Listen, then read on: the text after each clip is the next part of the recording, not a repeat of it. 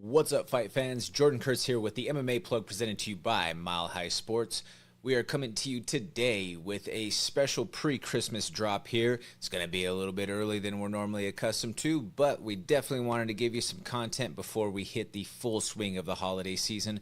Keep in mind, folks, that we are going to be having an award show that is going to drop on the 31st. It's going to be some of the best things that we saw in the combat sports world, specifically a lot of things within MMA and the Colorado scene over the course of the last trip around the sun.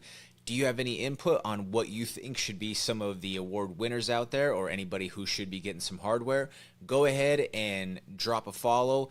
Like, comment, all of that. Let us know. Again, you could reach out to me on Instagram or on Threads at Comments from the Peanut Gallery, and I'm definitely happy to engage with you there. And yeah, we'll figure out what's going to be some of those fans' choice categories based on your input.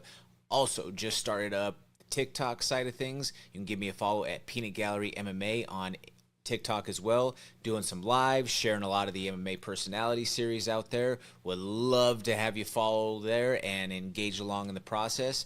But without further ado, we're going to go through with our full swing of things here. Want to give a massive shout out to the entire Mile High Sports crew. They do incredible things of coverage on the core four as far as sports out there. There's a lot of great things going on in the Denver sports world. Unfortunately, this last week, the Denver Broncos did not pick up the win, but still one of the absolute best records in the league and still in contention for that number one seed and home field advantage throughout the postseason. Obviously, have to tie some things up and be able to have a good showing on Thursday night against the Chiefs. Chiefs are on QB3. They had both Patrick Mahomes and Gardner Minshew go down with injuries so far, so it should line up for a pretty good day for our boys out there in KC. I believe that it's going to be a full whiteout as far as the uniform goes. Looking forward to seeing that game. What do you guys think? Are you watching football on Christmas? It's kind of always in the past been an NBA day, but the last couple of years, the NFL has taken over. I'll definitely be watching the Broncos. I don't know so much about the other games, but for sure going to be tuning in for that one.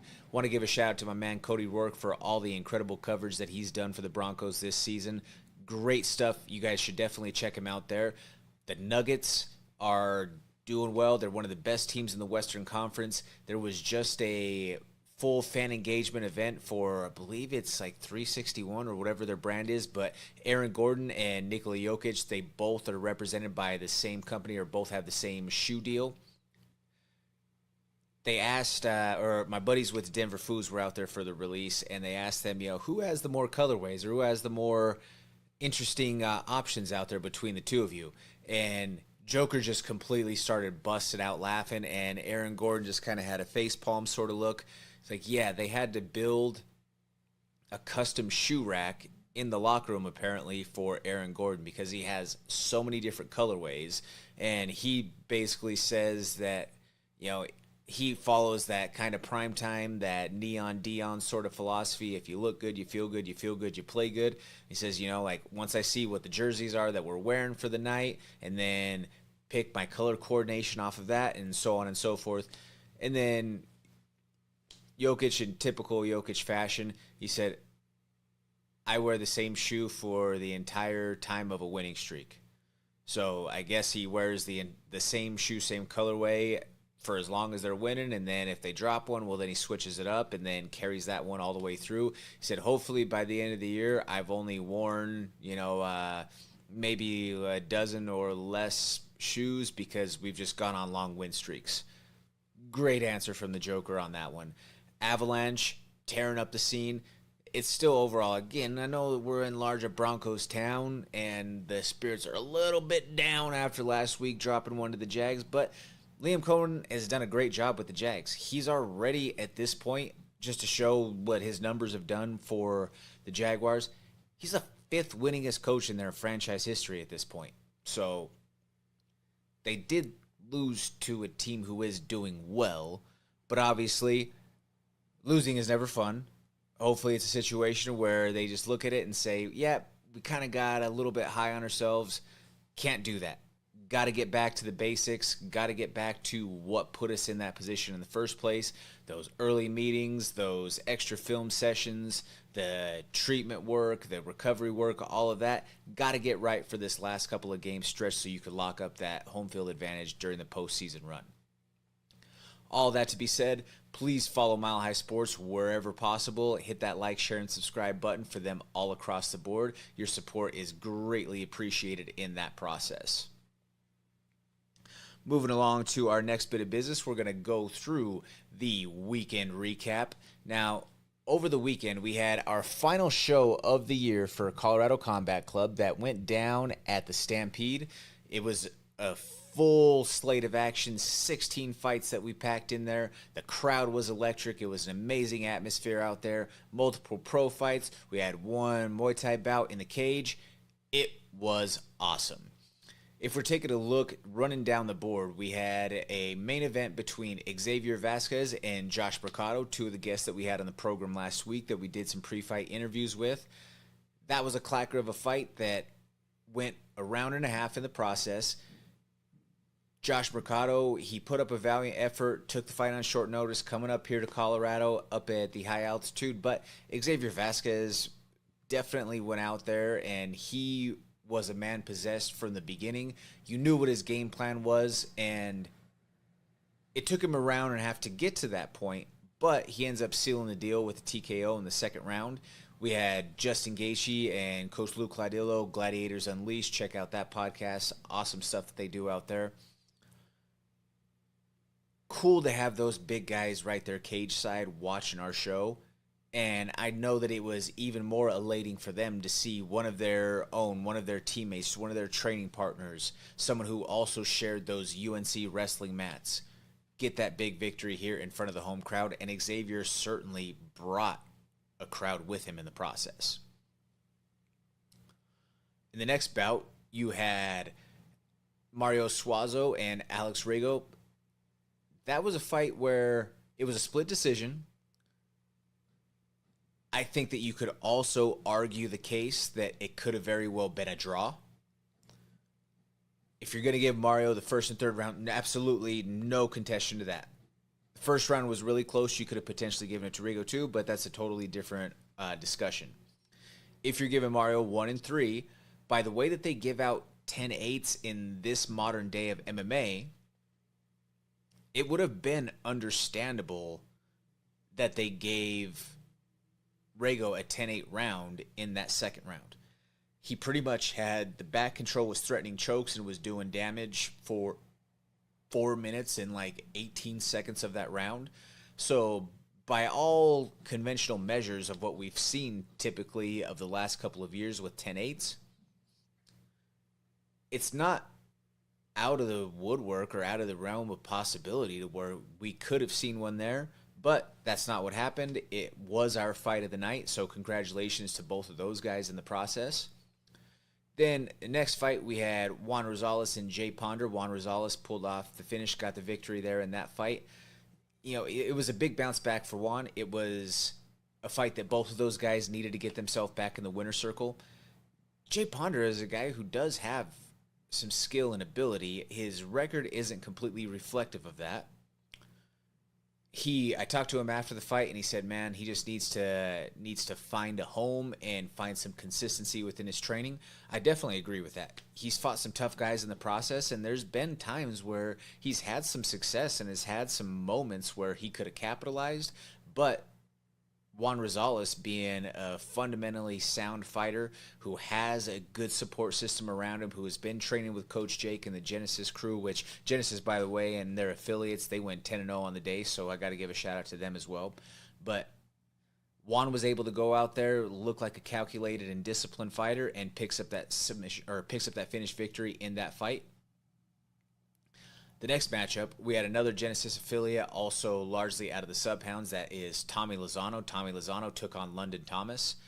And this wasn't the fight maybe that Tommy was looking for based off of what he came over to the broadcast table and told us. But I still think that it was a good showing for Tommy Lozano. London Thomas, a strong wrestling background in his prep career and early days. Tommy also has some wrestling in his background. He picks up the victory by heel hook. He slipped when he was throwing a kick up against the fence. and just happened to land in a perfectly inverted spot as London was trying to pursue him while he was on the ground. Signature slogan from the Subhounds, back takes and leg breaks. Well, he fulfilled definitely some of that in the process. So shout out to Tommy Lozano. That moves him up to 2-0. He's got 100% finish rate now as a professional. He's a fun guy. I like watching Tommy fight. The next matchup, you had a scrap between Ilyas El Kasri and Ty Durham. Now, Ilyas is a kid who I've watched fight for years and years now, dating back to his time in the Muay Thai ring. He's fought for us with 5280, then now in the Colorado Combat Club cage. He comes from a family of fighters. Both of his brothers are professionals, whether it's Nufel or Hussam El Kasri. Hussam's about to be fighting on our next show, so keep your eyes posted for all the drops and the news that is related to Colorado Combat Club 28. It's going to be a fight that you guys are going to be thrilled to see. I can promise you that. That's for sure. Ilyas picks up a mounted triangle victory. He showed some growth and evolution within his game. You know, he's working over with the Havoc crew now, formerly was out at high altitude. This kid has been training and fighting since he was knee-high to a grasshopper. So fun to see him have some growth and evolution in the process. The next matchup was our flyweight title fight. We spoke to Theo Robinson and Tristan No Comparison Harrison prior to that. Both of those guys knew what their path to victory was. Tristan held pretty solid in the first round, but after that first round, it was all Theo in the process. You know, and nothing but love and respect to Tristan, but it was Therius' day, and if you can't keep him at range, if you can't stay on the outside and just pick, and then finally find your opportunities, it's going to be a bad day, and Theo is a tough kid. He's got a lifelong wrestling resume to him. Started wrestling when he was 3-4 years old, was a D1 wrestler, spent some time up at UNC in Greeley. Yeah, that kid's a problem.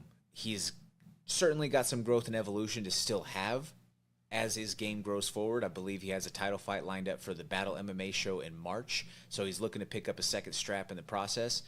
But he does have a bright future. As long as he stays disciplined and continues to work on the minutia of the game, he's gonna have some higher successes as time grows on. The next two bouts was basically a title eliminator situation that we had for our 155-pound belt. That was first a matchup that we had with Lorenzo Grigio taking on Justin Orr. Justin Orr was a guy who had way more experience. He had double the fights that Lorenzo had. Tough kid. He's fought for us before in the Colorado Combat Club cage. Has fought some other very tough guys in his amateur journey so far. Lorenzo, I think, had to dig deep and learn a little bit about himself, but he certainly had a lot of success within this fight. He had Justin hurt in a couple of sequences, just couldn't put him away. Lorenzo is a kid who I believe it's not a matter of if he gets to the UFC, it's just a matter of when. He's such a physical specimen. He's a sponge for learning. He puts in the work. He does all of the little things right when it comes to his strength conditioning, his nutrition, his recovery, along with being a very coachable fighter.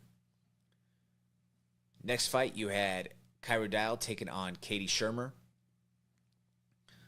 This was all Kyra.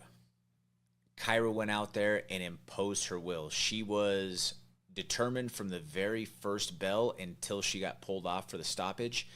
And she's a tough girl to have to deal with at anything south of 115. Now, speaking with her management and Art Petrosian, he said that they're working on putting a little bit of muscle on her so that she could confidently be able to fight at 115. I agree with that move because there's no 105, there's no atom weight in the UFC, but she's no matter what they do in terms of muscle or building her up, she's still going to be small for a straw weight in that sense. But man, if she continues to build on her striking with the wrestling that she has and the way that she's able to surf with her hips, Kyra's also got some problems that she presents to anybody who steps in there against her. Obviously, there's opportunities to grow and there's plenty of things to develop on, but the growth and evolution that she showed in her last couple of fights, incredible. I mean, how many chicks do you see power bomb somebody to get out of a triangle? Kyra Dial did. The next fight, you had Jack Gurton and Joachim Dever. Jack has a ton of fights, and he was really looking to have a big showing against Joachim in the process, but Joachim, being one of those sub-pounds guys who also gets some cross work over at Genesis, was ultimately able to finish the fight by... They called it in the cage as a rear naked choke, but it was honestly, it was just a crazy neck and face crank in the process. If you've ever seen Joachim, the dude is... He's like 170-pound Yoel Romero, like physique-wise. The dude is completely jacked. That dude is on your back and squeezing your face. You had better either find your way out or that tap is coming quick because your jaw's going to explode or you're having some vertebrae being rearranged in that neck. I'm sure that Gentry definitely had a little bit of a free chiropractic adjustment going on Saturday in the process. Another fight that we had in our 155-pound title eliminator situation, you had Jordan Miles taking on Quadratola Husseini. Now, this was a little bit of a difference in the experience side of things, but it was also put together based off of some opponents falling out. The original matchup for Jordan Miles, his opponent had a health situation that he had to pull out last minute, and same thing with Quadra. Well, the only sensible thing was run them together. Jordan Miles fought for us in the Combat Club cage a couple of years back, has fought for a couple of other promotions in the meantime. He looked so improved or so more well-rounded from the last time that I had the opportunity to watch him fight live in the cage. And he's always had talent. He's got crazy dimensions. He's an alien for the division. He's like 6'2" as a lightweight. He's got that Jalen Turner effect going on. He was a man possessed from the very beginning. Does a lot of work out of the Easton systems, but has also been doing some work over at Genesis. And he threw a big shout out to that Genesis crew for helping develop his game and just grow him into this higher level of performance, if you will. And yeah, man, that kid, he's definitely going to be a tough fight for Lorenzo. Lorenzo's going to be a tough fight for him. I can't wait for that title fight to get made up here shortly in the next couple of months. You had a complete banger of a fight between Melody Flores and Kelsey England. Melody Flores, she was just chucking that overhand right, and it was landing pretty regularly on Kelsey England. Now, credit to Kelsey because she showed a lot of grit, heart, resilience, and determination working through it through the first couple of, for the first round and a couple minutes into the next. But you could also tell that she's largely a jiu-jitsu girl as far as the way that her approach and where her stance was on the feet. Her hands never really came much above the shoulder level, and she didn't have a whole lot of head movement. If she would have just avoided a few of those right hands, and she did find some striking opportunities where she had success, where she had where she had Melody backing up. But the lack of head movement, the likely broken nose early on in the first round, it was just too much to deal with. And totally understandably so in the process. It was kind of like she just kind of her body was shutting down in the same sort of comparable way that you saw Rory and Robbie in that second fight when Rory's nose was just completely smashed and he just shut down finally at the end of the fight. Then we had a matchup between Luis Rogel and Pedro Lopez. Man, Luis, he has a kind of funky, crazy, awkward style. Pedro was a gamer in the process, but he was a lot more on the reserved or trying to counter versus really getting after it from the jump, and Luis took advantage of it. Luis won by a knockout in the process. That was both of their MMA debuts. Both guys are going to be back. They're coming from good camps, and I look forward to what both of them bring in the future. The next fight following that, we had Nathan Mata and Jason Avalos. Nathan Mata and Jason Avalos, that was a fun fight. Avalos coming out of Denver, Mata out of Victory down in Colorado Springs. it was fun to see each of these guys go in there and get after it. Mata put on a show for the crowd, some crazy head movement, and was ultimately able to pick up that victory there in the third round. Tremendous fight between those guys.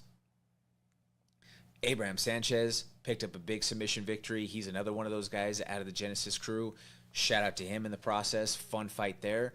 And then the first fight of the night, man, that was an absolute just banger of a matchup.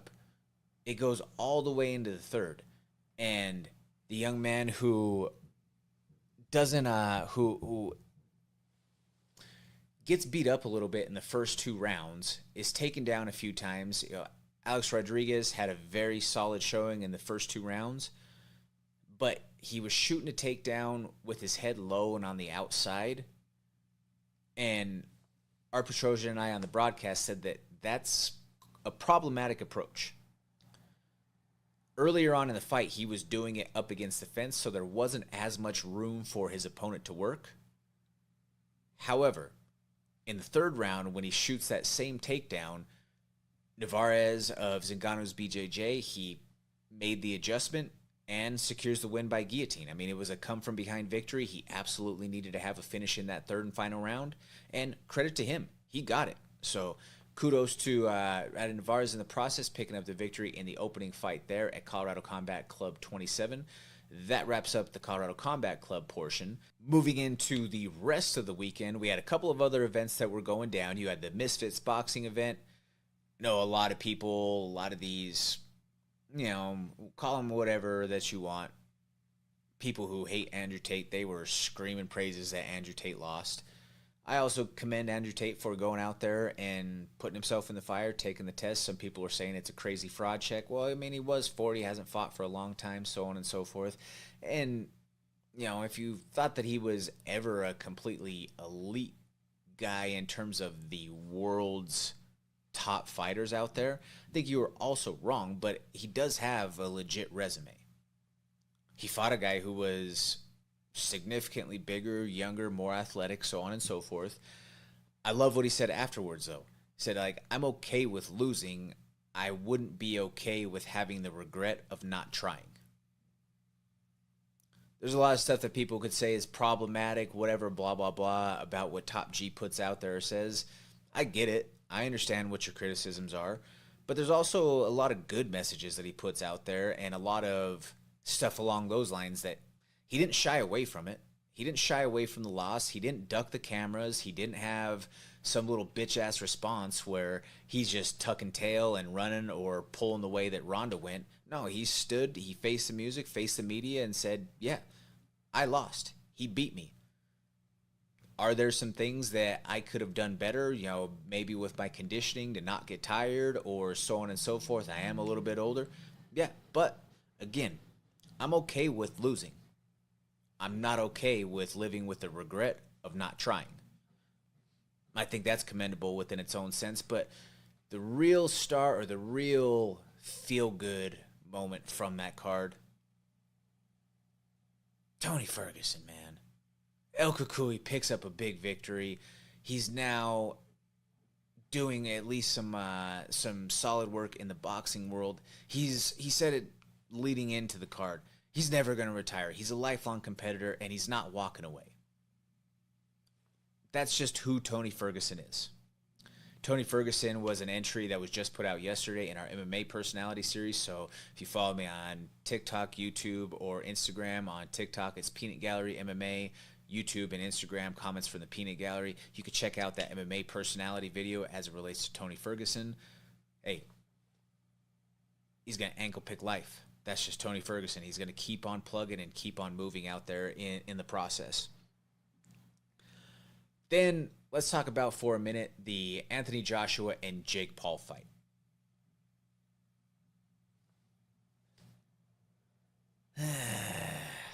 Yeah, people are saying, yeah, I give Jake Paul a lot of credit for stepping in there with Anthony Joshua, and that's cool. I understand that. And hey, the man in the arena, hats off to you, bud.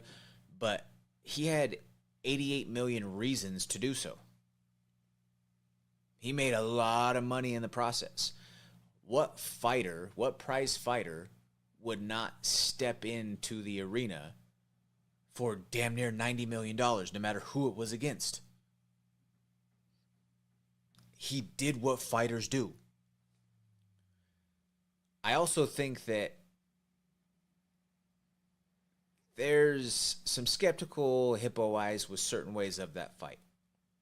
Anthony Joshua, former Olympic gold medalist, multiple-time heavyweight champion, legit heavyweight, takes a cruiserweight into the sixth before finding your finish. What were some of the betting lines? What were some of those odds? What was the over as far as where the fight was? What some of those things that might have been factors into why this fight lasted as long as it was?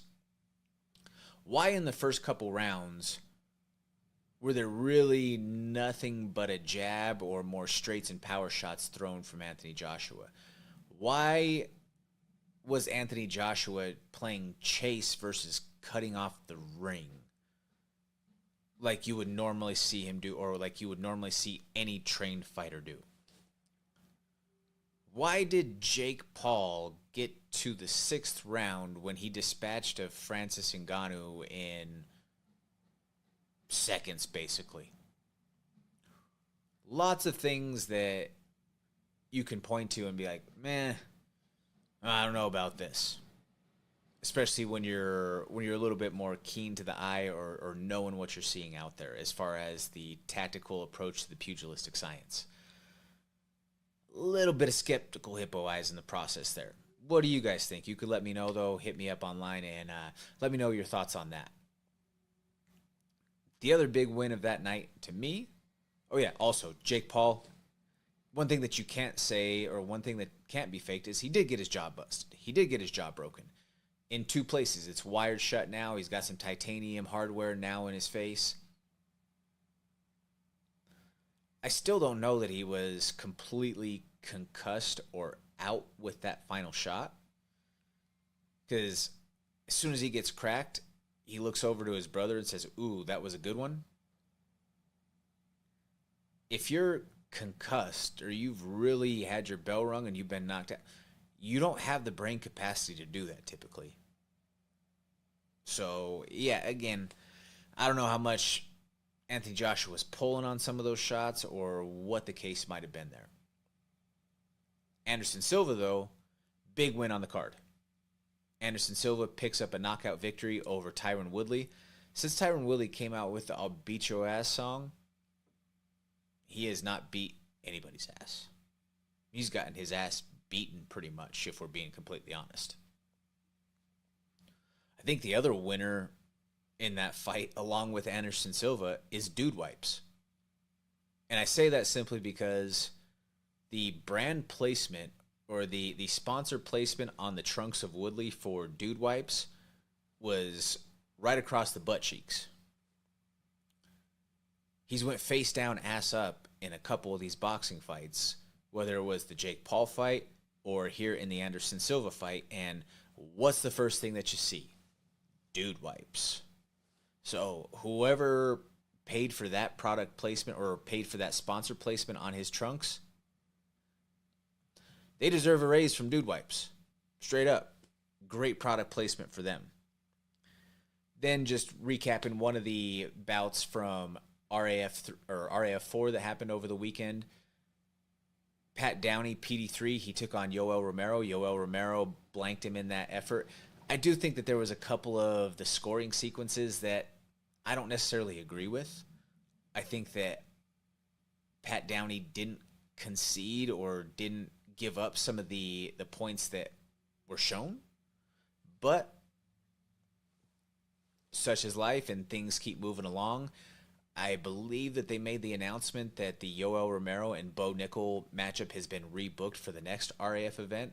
But we're going to have a little bit more coverage on that one the next time that it comes up. That's going to wrap it up for the weekend recap right there. We're going to move on to a couple of lists here in just a couple of minutes, folks. We are now officially in the doldrums of what you could consider maybe only to be the little bit of an off season that we have in the UFC and in the MMA world. From the last show that happened at the Apex the week and a half before to the first show that's happening in 2026, it's a total of a 6-week span. So compared to the other sports out there, definitely not an off season. But I digress. We're going to go through a couple of lists here in the next couple segments. One of them being the biggest prospects to look out for in the year 2026. Now, who are some of the big people that you have your eyes on before we get into this list? Who are some of the prospects that you think might have some breakout moments or some opportunities that arise that put them on a much bigger stage in 2026? Now, part of the criteria for this list is that they cannot be a former champion or a title challenger or not booked currently for a title fight coming up. So looking through the list, we're going to start off in the men's flyweight division, and that prospect to watch for in 2026, I'm giving that to Tatsuro Taira. Now, I totally understand he's potentially getting that next title fight, but it's not booked. It's not official. It's not something that is already in the works, announced, or is happening. So for that reason, Tatsuro Taira, the 25-year-old who only has one loss in the UFC, is coming off of a massive TKO finish over a former UFC champion in his last fight. He gets the honors for this weight class. He has already shown that he has elite level grappling. He's steadily climbing the ranks, and he's not being rushed into the title fight because of him fighting these top contenders or former title challengers in the process. Has a win over another former title challenger and Alex Perez also. He does appear to be the front runner for that next shot, but again, it's not official, so that is why Tatsuro Taira picks up that victory in this prospect list here. In the bantamweight weight class, I'm giving that to Mario Bautista. Mario Bautista has been on a long streak in the UFC. He's been showing himself pretty well in the process. He's finally cracked into some real relevance. He's main eventing his first card in February. He hasn't sniffed a title shot yet, but he has a big win in this main event opportunity that's coming up in the next few weeks. That certainly gets him closer into contention and inches him more and more toward those sort of talks, whether that's in the next fight beyond that, or that's something that is materialized later on toward the end of 2026, yet to be seen. But it's certainly a guy who, with a big win and a main event opportunity, that could propel him to that next level of recognition and title contention. In the featherweight division, I gotta give it to my boy Yusuf. Yusuf the Moroccan Devil Zalal, friend of the program, has been on here multiple times with us. A Denver guy where he calls home now, training originally out of Casablanca. But Yusuf is a superstar in the making. You're seeing him now at all of these big events for the UFC. He was in a Dave & Buster's commercial just a couple of weeks ago. When Yusuf is around, you just have to make sure that the red light is on and the cameras are rolling, because it is pure entertainment anytime that he's in the mix. On top of that, he's coming off of a 1 minute and 38 second. So call it, we'll round down for hyperbolic sake here. He had a 90-second submission over one of the most feared strikers in the history of the featherweight division when he dismantled Josh Emmett and did it flawlessly, didn't take a strike in the process. For that reason, and Yusuf being maybe a fight or two out of getting his title shot, Lerone Murphy, where are you at? That's why Yusuf Zalal picks up the honors for the featherweight division.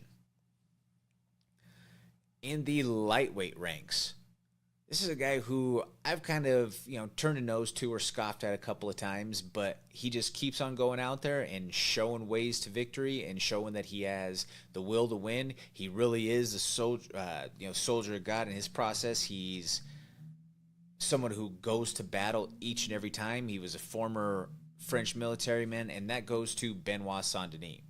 Benoit Saint-Denis is a violent finisher. He's a ranked guy now who's coming off of wins that put him in the tops of the 155-pound division. Now, he was asking after he knocked out Beneil Dariush. He was asking for a title shot after that, but obviously that didn't go to him. that went to Gaethje and Patty in the process. He's going to have another couple of fights before he actually gets a title shot. However, that man is an absolute problem. Are there ways to beat him? Absolutely. But there's a chance that you might have to go through hellfire and brimstone to be able to get there. Our fan favorite for pretty much anybody in the MMA game being Dustin the Diamond Poirier, yeah, he knocked him out, but Dustin had to go to war to be able to go and get that. So, for that reason, I give this prospect watch list nominee or award, if you will, to Benoit Saint-Denis. In the welterweight class, now this guy could also potentially be getting the next title shot, but there's a lot of options that are out there, and there's still room to grow for his star power. That goes to Michael Morales.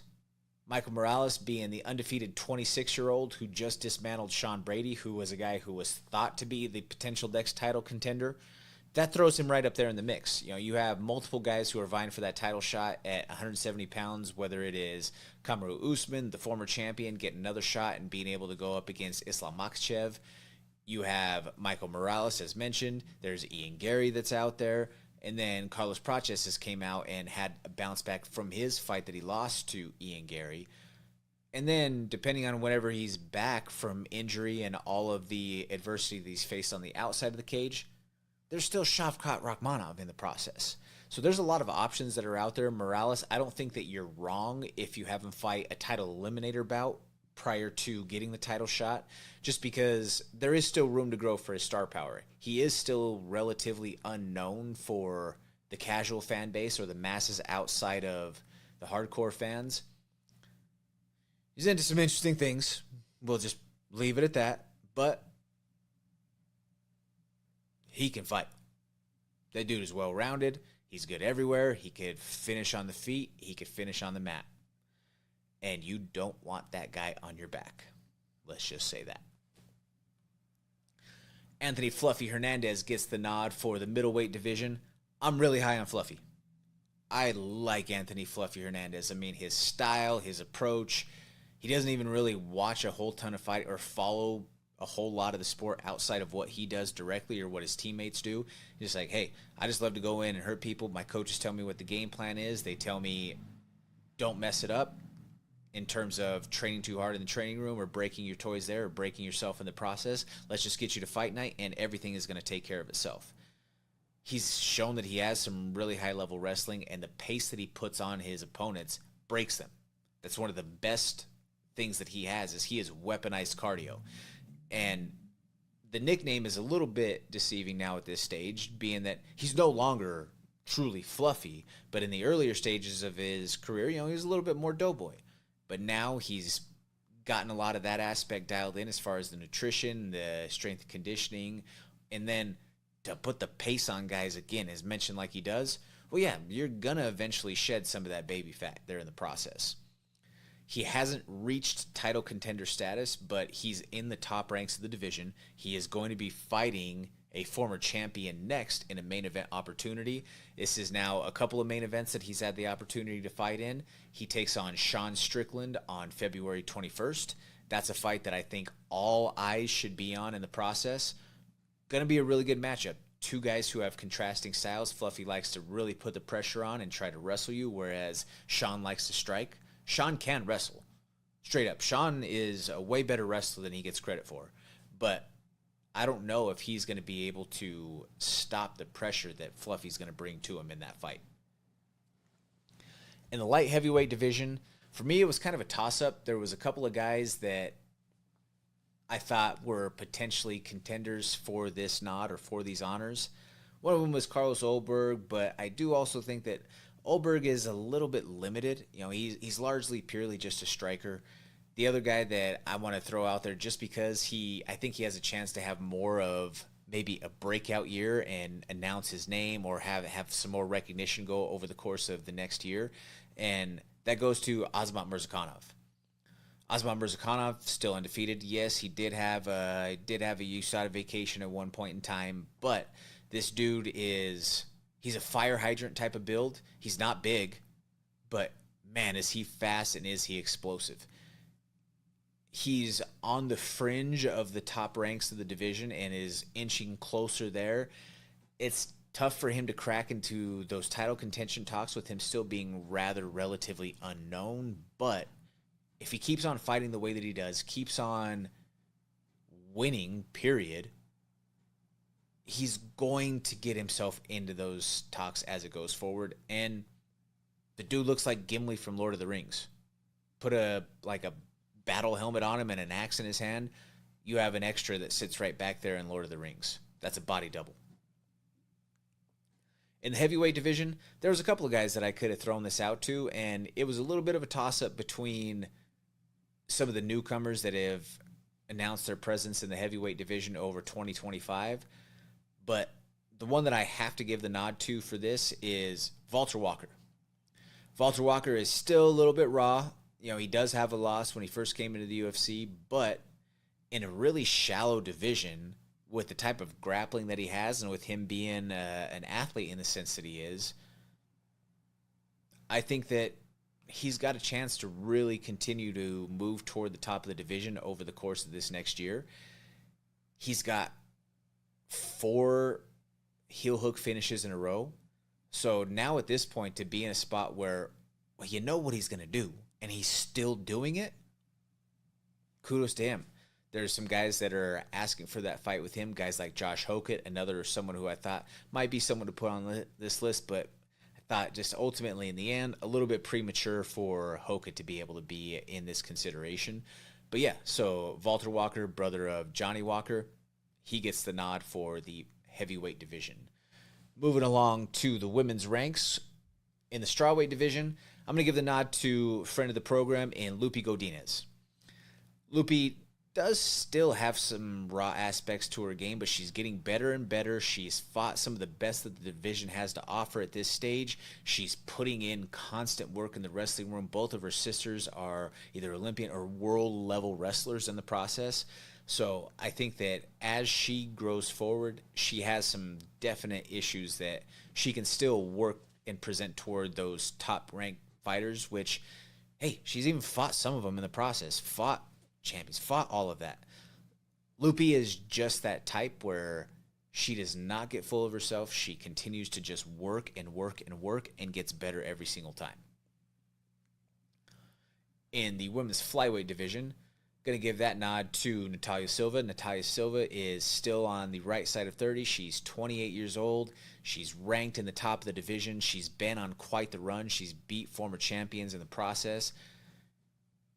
She still hasn't fought for a title and is continuing to develop, but she's fun to watch. Her kicking style, the way that she fights away on the outside, she does have some issues for some fighters that are out there. I do think that to ever best a Valentina or to get past some of those other long-in-the-tooth vets like Rose or some of them, it's always going to be a tough test. But Natalia Silva is certainly somebody to keep your eyes on as time goes forward. And then rounding off the list here in the bantamweight division, I'm going to give that to the Queen of TikTok. I'm going to give that to Luana Santos. It's a thin division, straight up. There's not a whole lot of real bright options to kind of take a look at here for women's bantamweight. Are there some good fighters? Absolutely. But in terms of who can really kind of be a prospect who comes into their own and becomes more of a star over the next year, I think that could be Luana Santos. She has a big social media presence online, and her style produces finishes. She's newer to the weight class, has fought a lot at 25 and has moved up, but I think that we're seeing her just continuing to grow and to blossom in the process, and her grappling base paired with the things that she can do with it, I think that leads her to be someone who is in a position to potentially grow into a star over the next year. There's plenty of exciting prospects across all the divisions, but for brevity's sake, that's why we kept it to just one per division. What do you guys think? Who did we miss? Let me know. You could hit me up on TikTok, that's Peanut Gallery MMA, or on Instagram, Threads, YouTube, whatever, if you will. That's all at comments from the Peanut Gallery. Let me know what you think. Do you think that any of these fighters that were on this list here are going to fight for a title in 2026? Also, let me know that. I'm interested in hearing what your guys' thoughts are on that. All right, next here, we're going to go through some of the top moments now that we are at the end of the ESPN era with the UFC. We're going to go through some of those top moments that happened while they were on that deal here. You had coming in here for me, the top of the list, it was a UFC on ABC card, but that was Max Holloway and Calvin Kattar. We still even just mess around and quote it in the gym all the time, or the run it up, I'm the best boxer in the UFC, baby. The way that Max Holloway dismantled Calvin Kattar in that fight, and Kattar's really never been the same since. That was a fun fight to watch. You had Corey Sandhagen's flying knee finish over Frankie Edgar. That was a 28-second knockout. That was on a fight night card in the Apex. Man, that was a scary finish where you just saw Frankie just topple over, stiff as a board. Khamzat Chimaev on an ESPN Fight Night card. He had that stiff knockout, basically a one-punch knockout against Gerald Meerschaert. Crazy. That turned him into a global phenomenon at that point. That started the run of, kill everybody. And now, Khamzat, world champion. Edson Barbosa had that crazy battle against Shane Burgos, where it was kind of like a delayed shutdown when he knocked Shane Burgos out in the process. You know, they had ran up the combination, and Burgos was still standing there, and then just kind of just walked and just trailed off and got slumped there. Crazy finish to that knockout. Then the next one that I have here on the list was a knockout that will live on forever as one of the greatest knockouts in UFC history, or in MMA history for that matter, not just the UFC. It happened on a fight night card, and that was Joaquin Buckley's kick that he had against Impa Kasanganay. Very unique knockout, very unique finish that you rarely see anything of that sort with that type of dynamic acrobatics. And the way that it just sent Impa down, I mean, cross-eyed all the way, taking his trip to the canvas. Incredible knockout. And then Buckley has since grown into a superstar of his own right. He's one of the top-ranked welterweights now, and he did lose his last fight to Kamaru Usman, but has been working on that wrestling game. As mentioned a couple of episodes back, he went out there at that RAF event and wrestled against Pat Downey. Buckley he's not the most likable guy, but he is a guy that you have to pay attention to. That's the best way that I could put it. Then the next matchup to mention on this list, we had Islam Makhachev submitting Bobby Green. That was a short notice fight that Bobby stepped in on, and Islam just really kind of showed that I am that guy. Islam talked about how I don't care who it is. I think that I'm the best in the world. So you just give me a name, give me a guy, and make sure that he makes that walk. And when he's locked in the cage, I'm going to beat him, brother. It doesn't matter who it is. I'm best in the world. I beat him, brother. Next one on the card, or next one on the list, we're going to go with Korean Zombie finishing Hinata Moicano. This was pretty much a vintage performance from Korean Zombie. Korean Zombie is somebody who we all came to love because of his style. He absolutely went to war with every single fight, every single trip to the octagon. That was his mindset. Kill or be killed. Whether he was in victory or in defeat, you never had to question the heart, the grit, the effort of Korean Zombie. And just a little personal anecdote to that, and how attached to the fans that Korean Zombie was. I got to see him fight live twice. I saw him fight here in Denver on a fight night card. The finish that he had, this was back in the Fox era still, but it was against Yair Rodriguez when he did get finished with that up elbow that Yair threw crazy in the last 10 seconds of the fight. Finished him, I believe it was 4 minutes and 59 seconds of that fifth round. Zombie was winning that fight. He didn't have to engage in that firefight at the end, but that was his style. The way that he went out against Max Holloway was basically the point down, let's go, and he got finished, he got clipped, but went out on his shield like a warrior. The other time that I got to see him fight live was down in Jacksonville, UFC 273 at the ViStar Arena, where he fought for a title against Alexander Volkanovski. Now, it was a masterclass that was put on by Prime Volk, but the fellowship that Zombie had for that fight was incredible to see. And to have the entire sold-out arena down there at the ViStar screaming the lyrics to the Cranby song, Zombie, Zombie, eh, eh, in your head. Yeah, what an electric atmosphere to be a part of and to experience, folks. Moving down the list, you had the crazy upset, and this one was kind of a heartbreaker in the sense because I love Derek Lewis. Who doesn't love Derek Lewis? He's one of the most entertaining guys on the roster, whether it's his fight style and going in and knocking people's lights out, being one of the knockout leaders that the UFC has had, to his post-fight moments or his interviews and press conferences. Derek Lewis is just must-see TV, no matter what it is that he does. But it was a crazy upset that got pulled against him with Chris Daukaus. Chris Daukaus obviously didn't have a long run beyond that fight, but that was a massive upset for him to go in there and pick up that win against Derek Lewis in that fashion. The other fight that we're going to talk about here on this list was Rob Font against Jose Aldo. This was 5 rounds of crazy elite striking volume that happened at bantamweight. And just, again, that was a very fun fight to watch in the process between those guys. Overall, there was a lot of fun moments in the ESPN era. And just as a caveat speaking to this list, these were designed to be fights that happened not on a pay-per-view. That was the entire intention behind this. So it was just speaking solely on some of those, either the UFC on ABC card, because there are going to be some that are on CBS for this next run in the Paramount Plus era. There is the rest of these were either the ESPN or ESPN Plus direct cards, not anything that was on a pay-per-view platform there. But did you guys have any other famous moments or any top moments that you thought of that you wanted to give some love or show some mention to? You can let me know too. That's on TikTok at Peanut Gallery MMA, Instagram, Threads, or YouTube at Comments from the Peanut Gallery. I'd love to hear your thoughts in the process. Going to move along to 3 rounds, and we're going to close out the show, folks. All right, and now the segment that you have all been waiting for. We're going to go 3 rounds to close out the show.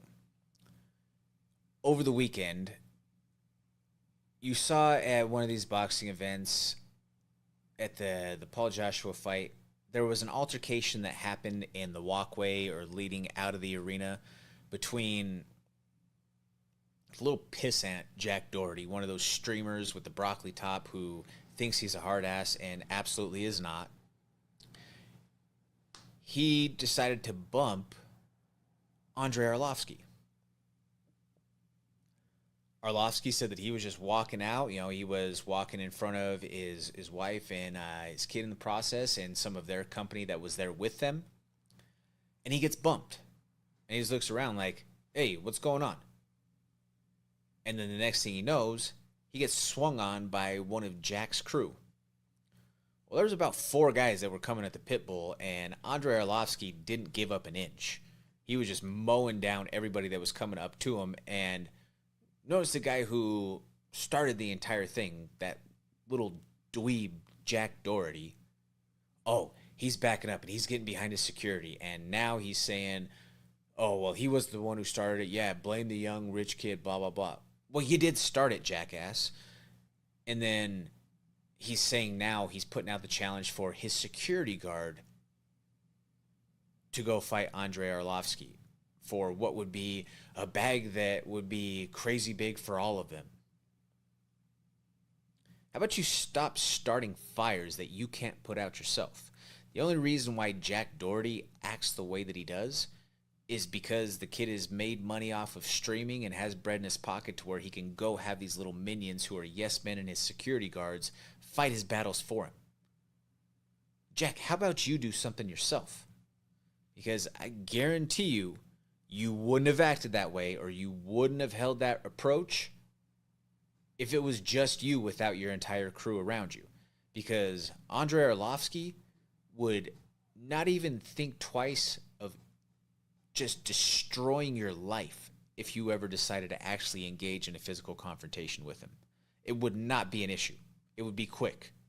You're talking about one of the most decorated heavyweight fighters that has came across MMA in, I mean, you could say from the entirety of the sport. Multiple time UFC champion, fought all across the world, multiple different shows.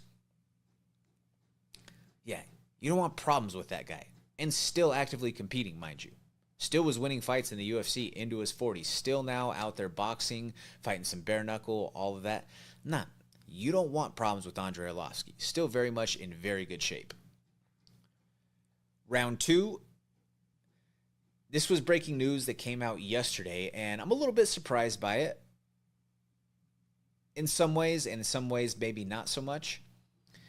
Hernat Fakhretdinov was put on the roster watch, or was said that he is no longer part of the UFC. Whether or not he ultimately in the long term gets re-signed, I don't know. He fought out his contract. He didn't get cut for some of the folks out there that were speculating. He fought out his last fight a couple of months ago, and he just wasn't re-signed. He's had a 7-fight unbeaten streak gone on in the UFC, and he is 34 years old though. He doesn't really speak any English. He's not too marketable.